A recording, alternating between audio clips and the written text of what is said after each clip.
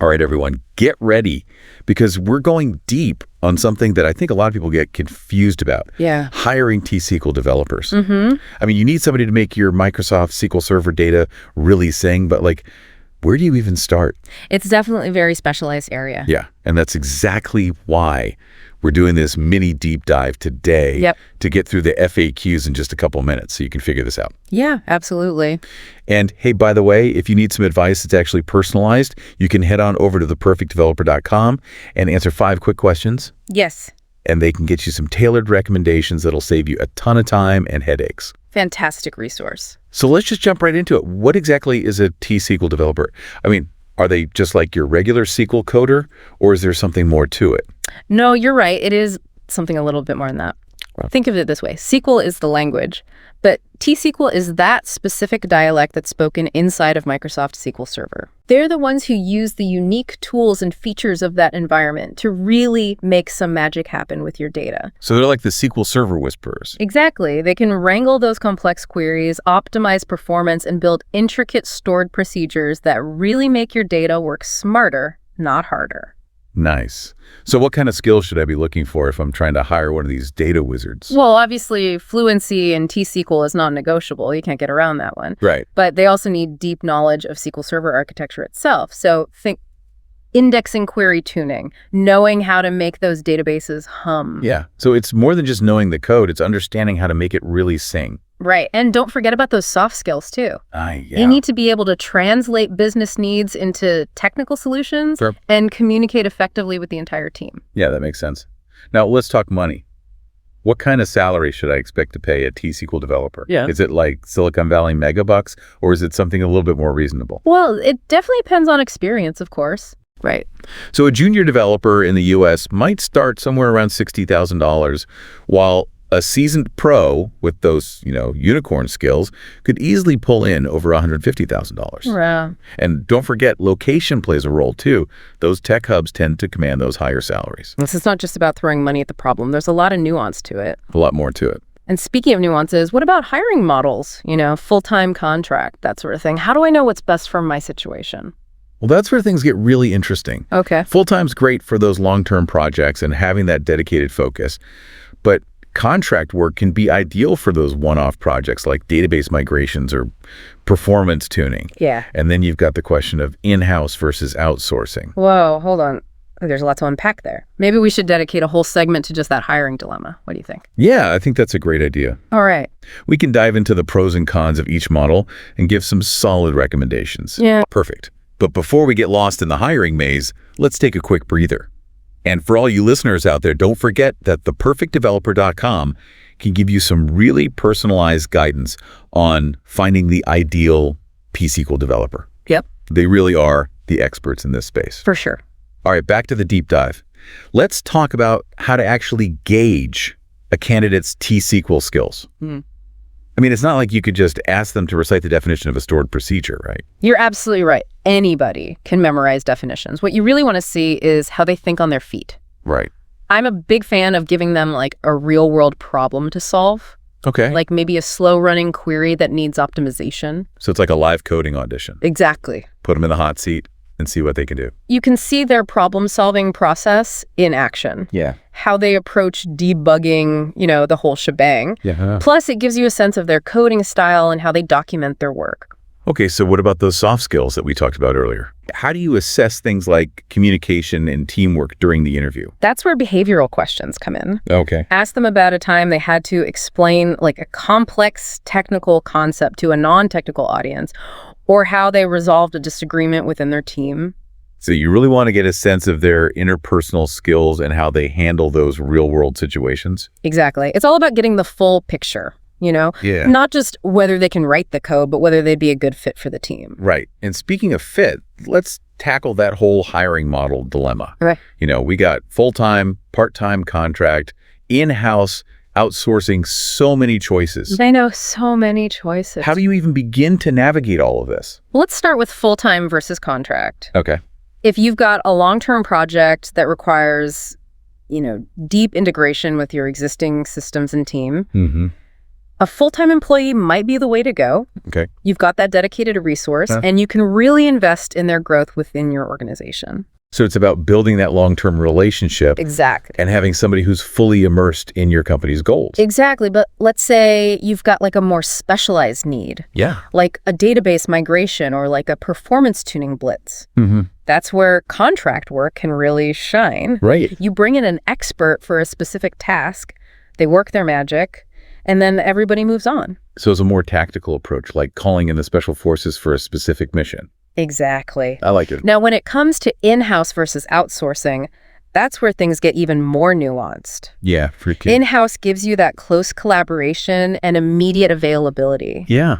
Which can be crucial for like those mission critical systems. But it also comes with higher overhead, right? Right. Yeah. Salaries, benefits, all that jazz. Outsourcing can be a lot more cost effective. Right. Especially if you're looking to tap into a global talent pool. So you might find a rock star T-SQL developer in Eastern Europe or India. Exactly. Who can do amazing work for a fraction of the cost. Right. But there are trade-offs. Communication and coordination can be trickier with remote teams. Sure. Especially across different time zones. And you're relying on them to be self-sufficient and proactive. Right. Which isn't always easy to gauge during the hiring process. That's why having a robust vetting process is crucial, regardless of whether you're hiring locally or globally. Right. And hey, if you're feeling overwhelmed, theperfectdeveloper.com can help you navigate those choppy waters. Okay. They've got a knack for matching companies with the ideal developers no matter where they are in the world. They're like the international matchmakers of the tech world. Exactly. I love it. Now, before we wrap up this part of our deep dive, let's touch on a topic that I think often causes confusion. Okay. Certifications. Oh, yeah. Are they really necessary for T-SQL developers? That's a great question. Certifications like the Microsoft Certified Azure Data Engineer Associate can definitely demonstrate a solid foundation of knowledge. It shows they've invested the time and effort in formally learning about the technology. So it's a good signal, but not the be-all, end-all. Exactly. In my experience, practical experience trumps certifications. Okay. Especially in the fast-paced world of software development. Yeah. You want someone who can roll up their sleeves and solve real-world problems. Right. Not just someone who can ace a multiple-choice exam. So it's about looking at their portfolio, their past projects, their ability to think critically and solve problems creatively. Precisely. Certifications can be a nice bonus, but they shouldn't be the sole deciding factor. Right. I always say look for passion, problem-solving skills, and a willingness to learn and adapt. Couldn't agree more now. Before we move on to the final part of our mini deep dive, I want to remind everyone that theperfectdeveloper.com can help you find your ideal T-SQL developer. Absolutely. They've got a wealth of resources and a team of experts who can guide you through every step of the process. And don't forget about their 5 questions tool, which can give you personalized recommendations based on your specific needs. Yeah. Head over to theperfectdeveloper.com and check it out. You won't regret it. Okay. Are you ready to dive into the final part of our T-SQL hiring odyssey? Let's do it. We'll explore some practical strategies for assessing candidates and setting them up for success. Okay, so we've talked about the skills and the salary and the models.